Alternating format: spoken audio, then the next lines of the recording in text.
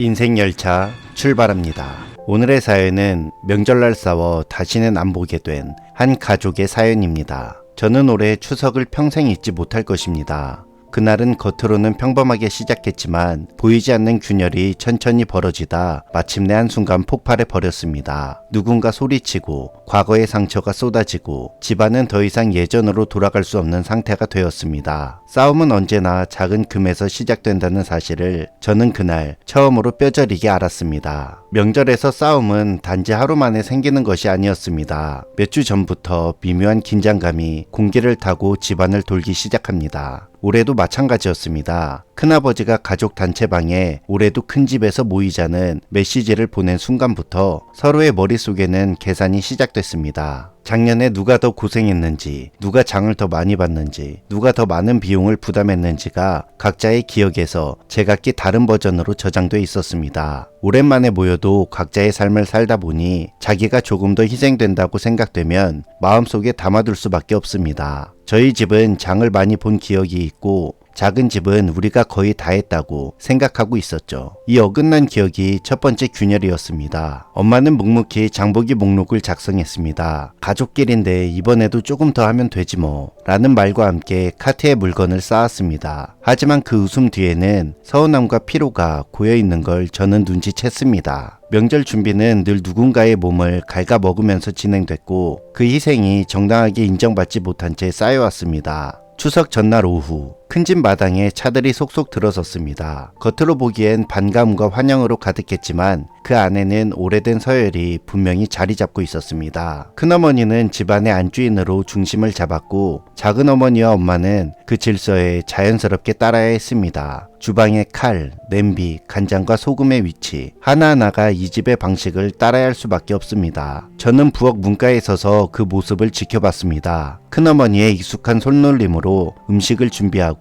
엄마는 그 뒤를 따라 눈치를 살피며 재료를 손질했습니다. 작은어머니는 다른 방식으로 양념을 준비하려 했지만 큰어머니는 그건 좀 달아라는 말로 가볍게 제지했습니다. 아무렇지 않게 던져진 말이지만 그 안에는 이 집의 기준은 내 기준이다라는 선언이 담겨 있었습니다. 작은어머니의 표정이 잠깐 굳어졌다가 오랜만에 만난 모임이다 보니 억지 웃음을 짓는 모습을 저는 놓치지 않았습니다. 명절 저녁은 처음엔 언제나 평화롭습니다. 한상 가득 차려진 음식과 함께 웃음이 오가고 건배 소리가 들립니다. 하지만 그 웃음은 오래가지 않았습니다. 술잔이 몇 차례 돌자 큰아버지가 사촌형에게 물었습니다. 회사 생활은 괜찮냐? 그 말은 관심처럼 들리지만 사실은 검증에 가깝습니다. 사촌형은 애써 웃으며 요즘 어렵네요 라고 대답했지만 큰아버지는 그래도 남자는 버텨야지 라고 덧붙였습니다. 사촌형의 얼굴이 순간적으로 굳어졌습니다. 딱히 할 말이 없어서 물어본 질문일 수도 있지만 그 질문 하나하나가 좋지 않은 환경을 가지고 있는 당사자에게는 입을 열고 싶어지는 마음을 사라지게 합니다. 세대가 달라진 경제 현실을 이해하지 못하는 훈계가 젊은 사람의 자존심을 찌르는 순간이었습니다. 다른 사촌이 집값 이야기를 꺼냈을 때 공기는 더 무거워졌습니다. 요즘 집 사기 힘들죠. 그래도 너희는 벌이가 있잖아. 우리 때는 진짜 힘들었다. 그때와 지금은 다르죠. 이 짧은 대화는 곧 세대 간 갈등의 시작이었습니다. 술이 몇 잔 더 돌자 드디어 오랫동안 묻혀있던 이야기가 터져나왔습니다. 작은 삼촌이 조심스럽게 시작했지만 곧 목소리를 높였습니다. 형님, 그때 집 팔아서 나눈 돈 솔직히 좀 불공평했죠. 큰아버지는 즉시 방어적으로 반응했습니다. 네가 뭐한 게 있다고? 자식이 몇인데 그래도 공평하게 나눠야죠. 다들 마음 한구석에 돈 문제에 대한 열받음이 있었지만 이 얘기가 나오는 순간 서로 싸움만 일어나다 보니 다들 꾹 참고 있었습니다. 그 순간 집안에 묵혀두었던 장부가 펼쳐지기 시작했습니다. 과거의 재산 분배, 병간호를 누가 더했는지, 누가 결혼할 때 돈을 얼마나 받았는지, 그동안 직접 말하지 못했던 불만들이 터져나왔습니다. 여기저기서 큰 소리가 이어졌습니다. 엄마는 조용히 자리를 지켰지만 손이 떨리고 있었습니다. 명절 때마다 어머니 세대가 겪어야 했던 희생의 무게가 눈앞에 보였습니다. 큰 소리로 항의하지 못하고 대신 더 많이 움직이고 더 많이 양보하면서도 인정받지 못한 세월이 한순간에 터져나왔습니다. 거실 안쪽에서 아이가 컵을 엎질러 물이 쏟아졌습니다. 작은어머니가 급히 아이를 다그쳤고 큰어머니는 애들이 그럴 수도 있지라며 덧풀이 했습니다. 작은어머니는 참았던 말을 뱉었습니다. 형님, 저번에 우리 그 애가 쏟았을 때는 뭐라 하셨잖아요. 이 말은 단순히 훈육을 넘어 편애와 서열의 문제를 건드렸습니다. 분위기가 다시 날카로워졌습니다. 아이가 울음을 터뜨렸고 어른들은 잠시 부끄러워졌지만 그 부끄러움은 오래가지 않았습니다. 금세 다시 분노로 바뀌었습니다. 부끄러움은 종종 분노로 이어집니다. 스스로를 방어하기 위한 가장 빠른 길이기 때문입니다. 한동안 잠잠하던 과거 이야기가 다시 터졌습니다. 어린 시절의 폭력, 부모의 편애, 형제 간 불평등한 대우, 오랜 세월 덮어두었던 기억이 술기운과 함께 올라왔습니다. 작은 삼촌은 어린 시절 큰아버지에게 맞았던 기억을 꺼내며 목소리를 떨었습니다. 형,